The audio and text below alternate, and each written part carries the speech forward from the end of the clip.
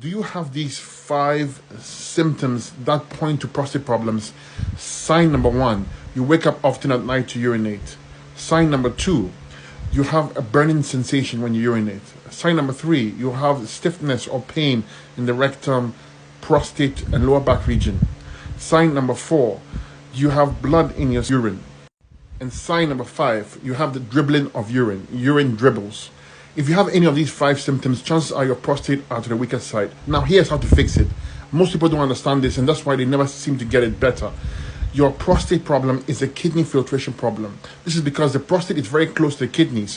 When the kidneys don't filter out the metabolic waste generated from the prostate, there's inflammation there, there's swelling there. So to fix the prostate, fix the kidneys and kidney filtration, you need herbs like uvarusi, nettle seed, dandelion leaf, buchu, couch grass, corn silk, fantastic for the kidneys. You also need herbs to support the prostate like saw palmetto and nettle root.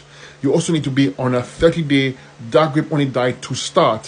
Why? Because you need to move the lymphatic system and help the prostate remove the waste that's causing the inflammation or damage.